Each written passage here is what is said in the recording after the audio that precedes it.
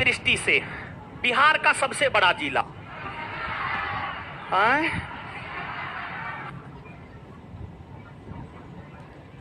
क्षेत्रफल के दृष्टिकोण से सबसे बड़ा जिला है पश्चिमी चंपारण। पश्चिमी चंपारण। और सबसे छोटा कौन है जानते हैं? शिवहर। कौन है? तो क्षेत्रफल के आधार पर सबसे बड़ा जिला पश्चिमी चंपारण और सबसे छोटा शिवहर। सबसे छोटा शिवहर। तो दोनों बात आप याद रख लीजिएगा।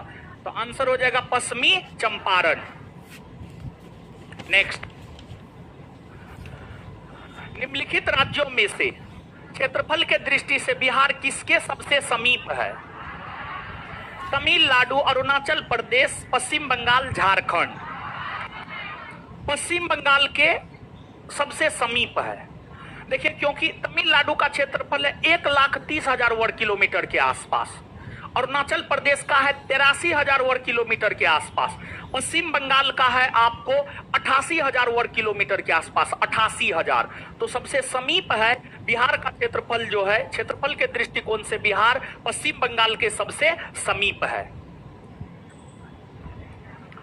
नेक्स्ट, बिहार का कौन जिला जिसकी सीमा उत्तर प्रदेश और झारखंड दोनों को स्पर्श करती है? कौन है आपको? देखिए, ध्यान दीजिएगा। आप यहां पर मानचित्र पर आएंगे, ई वाला बिहार के मानचित्र पर आइए। देखिए, यहां पर आप थोड़ा गौर फरमाइएगा। आप सब लोग जानते हैं कि बिहार जो है, बिहार के दक्षिण में झारखंड है ना जी? नहीं, झारखंड है, समझ गए? बिहार के दक्षिण में झारखंड है, तो ये है झारखंड, समझ गए? ये जो है, ये वाला एरिया है झारखंड। और बिहार के पश्चिम में क्या है? उत्तर प्रदेश। तो ये वाला एरिया है उत्तर प्रदेश। क्वेश्चन ये पूछा जा रहा है, कौन ऐसा जिला है जो कि ऑप्शन के अकॉर्डिंग जो है झारखंड और उत्तर प्रदेश दोनों के साथ सीमा बनाता है? तो यहाँ पर आपको रोहतास है। रोहतास की अगर आप बात करेंगे तो ये तो झारखंड के साथ सीमा बनाता ही बनाता है।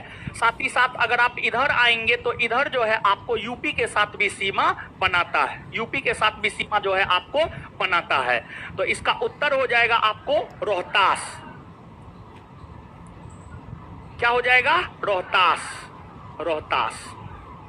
और सबसे साक्षर जिला कौन है?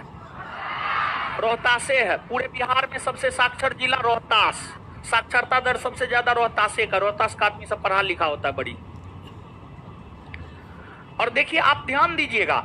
अब आप कहिएगा एक के दिन में सब चीज क्लियर हो जाए, तो एक दिन में सब चीज क्लियर होने वाला है? आज अभी तक में कम से कम 10-15 पॉइंट बिहार से रिलेटेड आप जाने या नहीं जाने?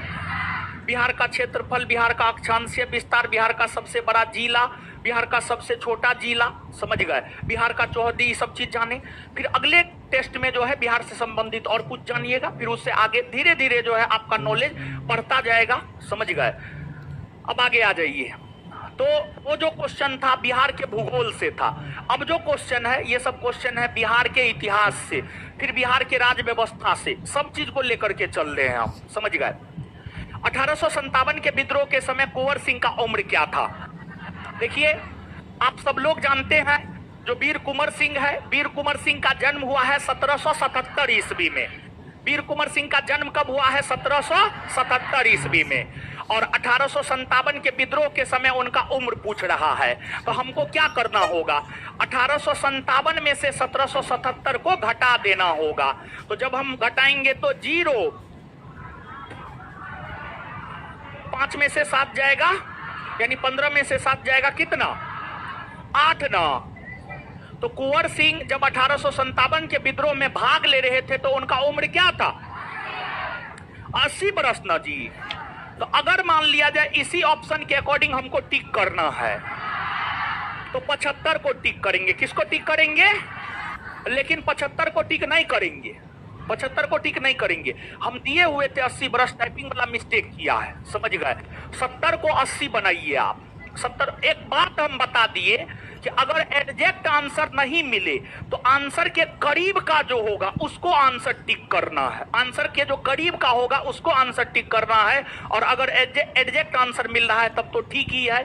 तो इसमें आप सुधार कीजिएगा गुरुजी लोग, और लिख लीजिए 80, और इसी को बना लीजिए आप अपना आंसर। क्लियर है? आगे बढ़ना जाए।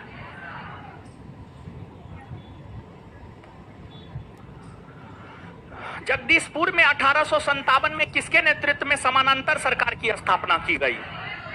जगदीशपुर में 1857 के विद्रोह के दौरान समानांतर सरकार की स्थापना वीर कुंवर सिंह के भाई अमर सिंह के नेतृत्व में किया गया था। वीर कुंवर सिंह के भाई अमर सिंह के नेतृत्व में, क्योंकि देखिए ध्यान दीजिएगा, वीर कुंवर सिंह जगदीशपुर से अंग्रेजों को बाहर कर दिए और उसके बाद वीर कुंवर सिंह कहां चले गए? उत्तर प्रदेश। कहां चले गए? उत्तर प्रदेश। और उनका भाई जो अमर सिंह था वो जगदीशपुर में रह करके समानांतर सरकार चलाने का काम किया था। तो प्रश्न का उत्तर क्या हो जाएगा? अमर सिंह।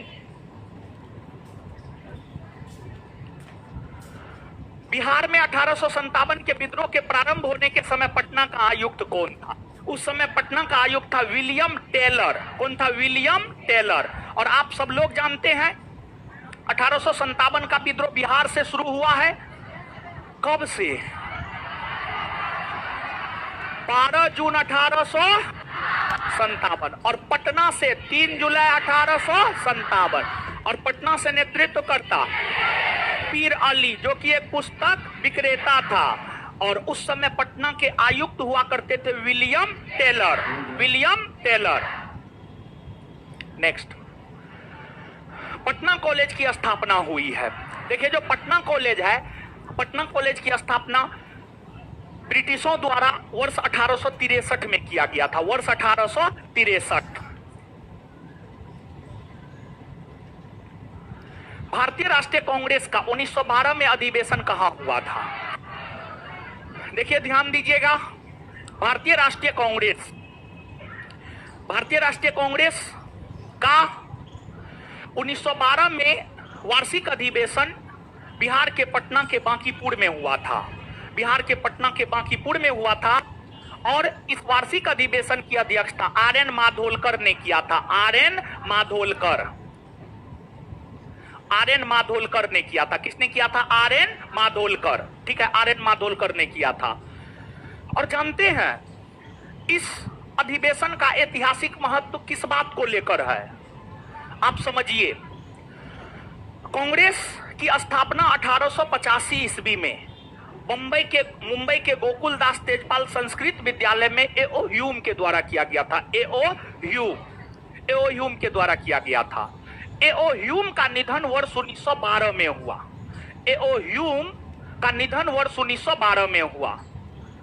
और वर्ष 1912 में ए.ओ. ह्यूम का निधन हुआ और उनके निधन होने के बाद ही कांग्रेस का यह वार्षिक अधिवेशन हुआ था। और जब ए.ओ. ह्यूम के निधन होने के बाद कांग्रेस का वार्षिक अधिवेशन 1912 में पटना के बांकीपुर में हुआ, तो कांग्रेस के लोगों ने ए.ओ. ह्यूम को श्रद्धांजलि दिया। कांग्रेस के लोगों ने ए.ओ. ह्यूम को श्रद्धांजलि दिया और इसी अधिवेशन में ए.ओ. ह्यूम को कांग्रेस का जनक या पिता घोषित किया। इसी अधिवेशन में ए.ओ. ह्यूम को कांग्रेस का जनक या पिता घोषित किया। इसी बात को लेकर के यह अधिवेशन जो है काफी ज्यादा महत्व का हो जाता है। और आप इस बात को जानिए, यह जो कांग्रेस का वार्षिक अधिवेशन है, कुछ बुक को अगर आप पढ़ेंगे तो कुछ बुक लिखता है 27वां वार्षिक अधिवेशन है और कुछ बुक लिखता है 28वां वार्षिक अधिवेशन है। तो 1912 के कांग्रेस के बांकीपुर अधिवेशन को जो है कुछ बुक 27वां वार्षिक अधिवेशन लिखता है और कुछ बुक 28वां वार्षिक अधिवेशन लिखता है। किस आधार पर 27वां होगा और किस आधार पर 28वां होगा, इस बात को आप समझिएगा। देखिए, कुछ इतिहासकार का मानना है 1907 में कांग्रेस का जो वार्षिक अधिवेशन सूरत में हुआ, जिसमें कांग्रेस दो भागों में बट गया, जिसे सूरत फूट कहा जाता है। कुछ इतिहासकार यह कहते हैं कि यह अधिवेशन नहीं हुआ था, यह अधिवेशन सफल नहीं हुआ था, यह अधिवेशन हुआ ही नहीं था। तो कुछ इतिहासकार जिनका मानना है कि सूरत में 1907 ईस्वी में कांग्रेस का वार्षिक अधिवेशन हुआ ही नहीं, तो वो 1907 के सूरत के वार्षिक अधिवेशन को कंसीडर नहीं करता है। और जब कंसीडर नहीं करेगा तब 27वां हो जाएगा।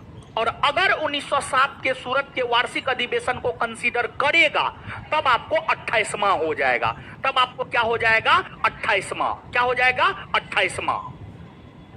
कुछ दिमाग में गया? और ऐसे यह प्रश्न पूछा है किसी परीक्षा में, आपके बिहार एसआई परीक्षा में भी पूछा है, और ऑप्शन के अकॉर्डिंग 28वां को टिक करना था। क्या टिक करना था? 28वां। तो किस सिचुएशन में 27वां और किस सिचुएशन में 28वां हमने आपको क्लियर कर दिया है, समझ गए। अब जब प्रश्न आएगा ऑप्शन में जो रहेगा, अगर दोनों में से कोई एक है, दोनों में से कोई एक है तो उसको टिक कर देना है, और अगर दोनों है तो इस कंडीशन में 28वां के साथ जाइएगा, ज्यादा बेटर होगा, समझे। चलिए इसके बाद आप आगे थोड़ा और समझिए।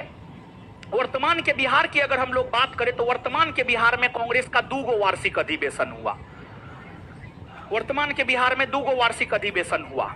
वर्तमान के बिहार में जो 2 वार्षिक अधिवेशन हुआ, एक तो 1912 बांकीपुर, एगो 1922 गया, 1922 गया, और वहां पर वार्षिक अधिवेशन की अध्यक्षता CR दास ने किया था, चित्तरंजन दास ने किया था, समझ गए। तो 12, 10, 28, 10, 38, तो वो 38वां था। वो क्या था?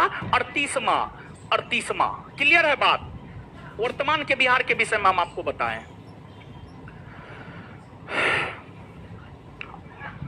अब आगे, बिहार में होम रूल लीग आंदोलन के संस्थापक थे। देखिए ध्यान दीजिएगा, आप सब लोग इस बात से अवगत हैं, नहीं तो आप अवगत होंगे इतिहास पढ़ते हुए।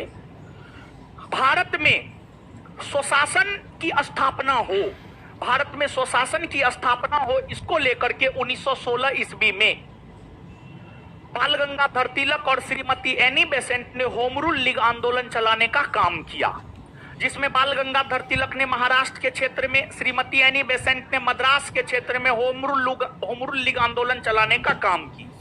और यह होम रूल लीग आंदोलन का प्रसार लगभग पूरे भारतवर्ष में देखने को मिल रहा था। उसमें बिहार में होम रूल लीग आंदोलन के नेतृत्व करता थे मजहरुल हक। कौन थे? मजहरुल हक। बिहार के इतिहास से संबंधित प्रश्न हुआ, और बिहार के इतिहास में भी स्वतंत्रता आंदोलन से ही प्रश्न उठाए हैं, समझ गए। और प्राचीन बिहार के चीजों से भी अवगत करवाएंगे, मध्यकालीन बिहार के चीजों से भी अवगत करवाएंगे, लेकिन धीरे धीरे, ठीक है।